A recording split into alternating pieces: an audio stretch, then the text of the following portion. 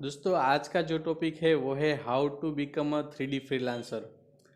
तो दोस्तों ये जो हमारे सब्सक्राइबर ने हमसे क्वेश्चन पूछा था कि हमें फ्रीलांसिंग करना है 3D में तो कैसे करें, क्या क्या चीज़ों का ध्यान रखना है और हमें क्लाइंट कैसे मिलेंगे। ठीक है, तो इसके बारे में आज की वीडियो में मैं बताने वाला हूँ, तो वीडियो को अंत तक ज़रूर देखिएगा। तो सबसे पहले जो है यहाँ पर आपको 3D फ्रीलांसर बनने के लिए यहाँ पर तीन जो चीज़ें वो चीज़ें सीखनी होगी।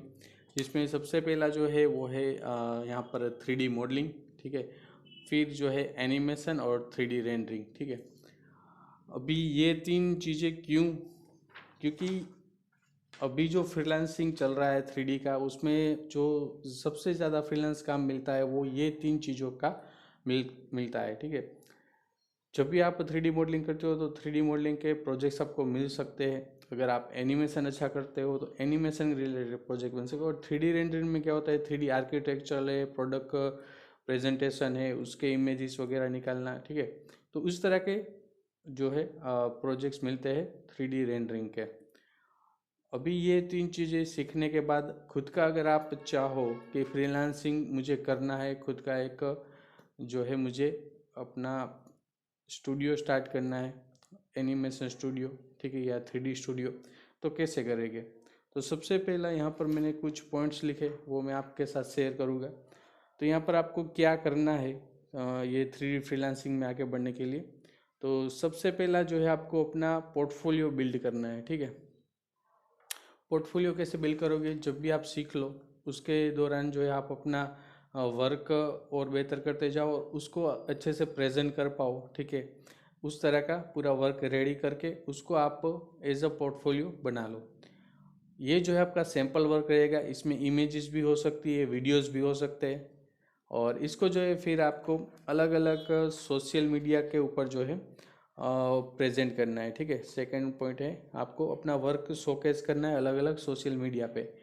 और इसमें जो है खास करके इंस्टाग्राम हो गया, फेसबुक हो गया, और यूट्यूब पे आप अपना शो रील डाल सकते हो। अपने जो भी स्टूडियो का नाम कुछ सोच लो, ठीक है, और उसका लोगो वगैरह बना लो, या फिर आप खुद के नाम से ही काम करना चाहते हो, खुद के, जैसे मैं गौरव भट्ट मल्टीमीडिया आर्टिस्ट, इस तरह का मैंने खुद का एक लोगो वगैरह बनाया हुआ है।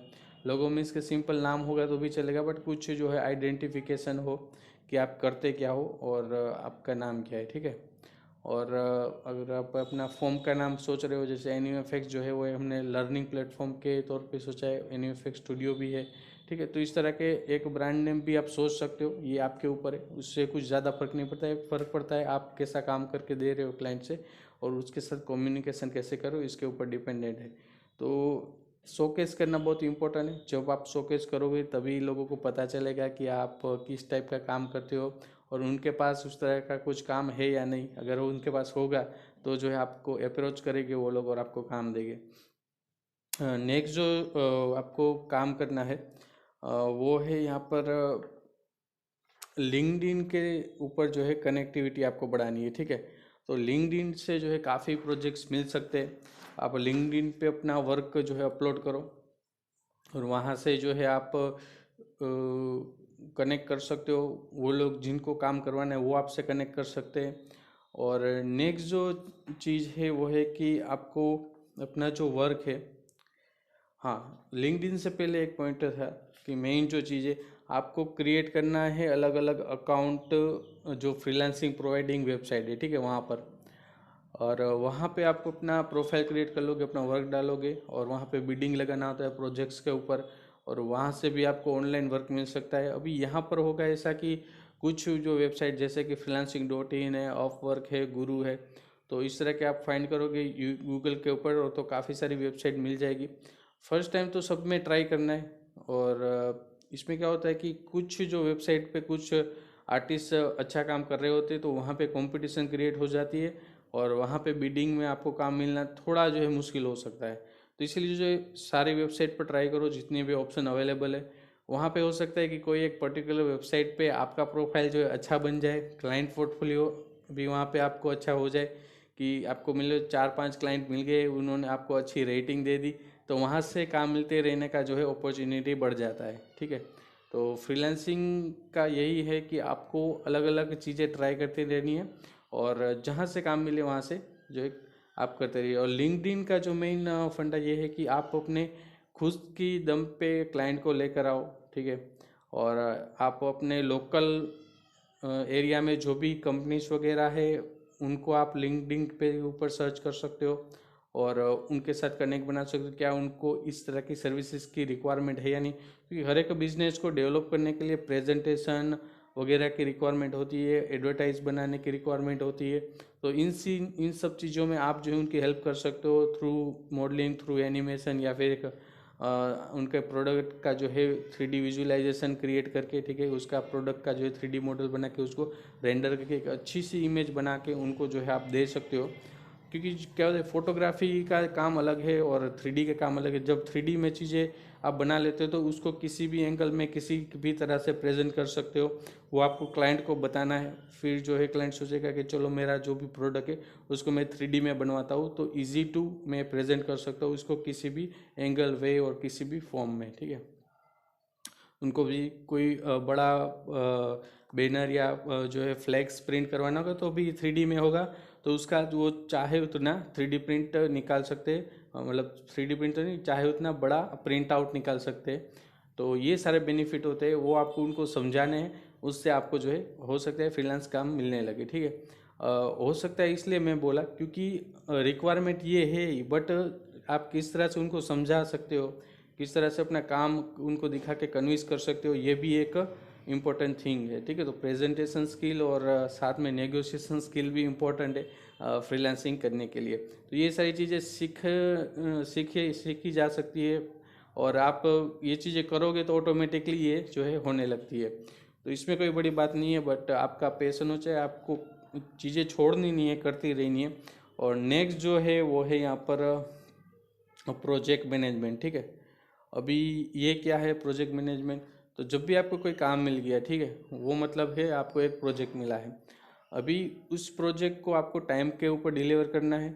सबसे पहले क्लाइंट की रिक्वायरमेंट को समझना है, उसके अकॉर्डिंग जो है आपको अपना टाइम और उसमें आपका जो है क्या क्या रिसोर्सेस लगने वाला है ये कैलकुलेट कर लो। फिर उनको जो है प्राइस पहले बता दो कि इतना मेरा कॉस्टिंग रहेगा, ठीक है। अगर उसमें कुछ वो नेगोशिएशन कर रहे हैं तो उनके साथ जो भी बेस्ट ऑफर हो उनको दे पाओ, वो दो, ठीक है। बट ऐसा भी ना करो कि आपको फिर वो प्रोजेक्ट उतना रिटर्न ना दे, या फिर उतना जो है फ्रूटफुल ना हो पाए, ठीक है। हो सकता है कि आपने जो काम करके दिया, ठीक है, वो लाखों का काम था, बट आपने 1,000 2,000 में ही चार्ज कर लिया, ठीक है।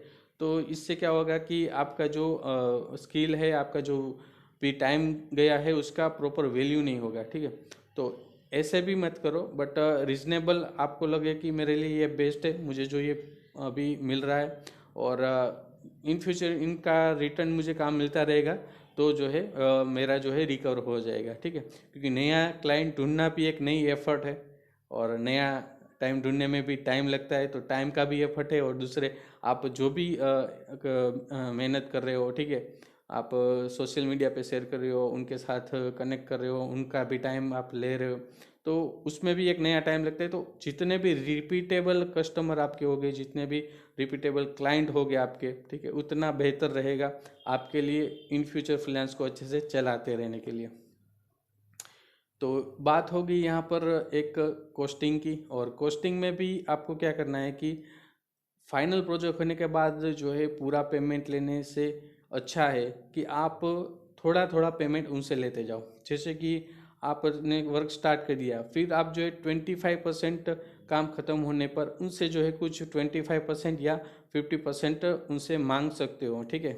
और आप प्रोफेशनली बिना झिझक के आप बोल ही दो कि मेरा ये सर, मैं इसी तरह से काम करता हूँ और हर एक क्लाइंट मुझे इसी तरह से पे कर देते, मेरा जो है कोई जॉब नहीं है, मैं फुल टाइम यही कर रहा हूँ, तो मेरे डेली जो खर्चे होते मुझे निकालने के लिए जो है पेमेंट जो है इस टाइम पीरियड में मैंने डिस्ट्रीब्यूट करा हुआ है कि मेरा खर्चा भी निकलता रहे और मैं इस तरह से और काम अच्छे से कर पाऊँ। तो वो भी समझते हैं कि भाई ये बंदा अकेला काम कर रहा है और इसको भी पैसे की ज़रूरत होगी, तो जो है। और मेन चीज़ ये है कि दूसरा ये भी है कि कुछ क्लाइंट होते हैं, क्या करते हैं कि पहले पूरा काम करवा लेते हैं, फिर जो है प्राइस में जो बहुत ही नेगोशिएशन करके बहुत ही कम पैसा देते हैं।